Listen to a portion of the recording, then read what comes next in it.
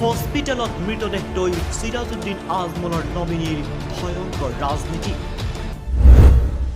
Nominee Akbar Ali আৰু মুহাম্মদ আলীৰ বিৰুদ্ধে সৰব মুৰাদঝাৰৰ মাটিখলাৰ বাসিন্দা অলিউৰ ৰহমান। সংবাদ মাধ্যম যোগে ন্যায় বিচাৰিলে বিধায়ক সিৰাজউদ্দিন আজমলৰ লগতে মৌলানা বদৰুদ্দিন আজমলৰ পৰা। যমুনামুখ সমষ্টিৰ বিধায়ক সিৰাজউদ্দিন আজমলৰ নমিনীৰ বিৰুদ্ধে সৰব মুৰাদঝাৰবাসী ৰাইজ। হস্পিটেলত মৃতদেহ লৈ সিৰাজউদ্দিন আজমলৰ নমিনীয়ে ভয়ংকৰ ৰাজনীতি কৰাৰ অভিযোগ অলিউৰ ৰহমানৰ।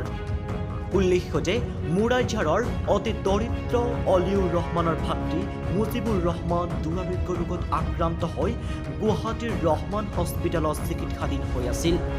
বিধায়ক সিৰাজউদ্দিন আজমলৰ নমিনীয়ে প্ৰতিশ্ৰুতি দিছিল যে সম্পূৰ্ণ খৰচ তেওঁলোকে বহন কৰিব, কিন্তু সময়ত কোনো ধৰণৰ খৰচ বহন নকৰিলে।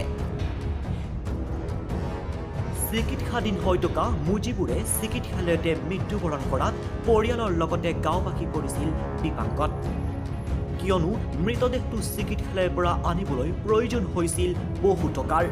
বিধায়ক সিৰাজউদ্দিন আজমলৰ নমিনীয়ে সকলো প্ৰতিশ্ৰুতি দিয়াতহে ভুক্তভোগীয়ে চিকিৎসালয়লৈ লৈ গৈছিল মুজিবুৰক।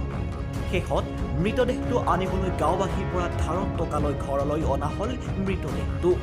কিন্তু এতিয়া নমিনীসকলৰ লগত এই বিষয়ে আলোচনা কৰিলে ওলোটা নমিনীসকলে ভুক্তভোগীক দুৰ্ব্যৱহাৰ কৰাৰো গুৰুতৰ অভিযোগ উত্থাপন হৈছে।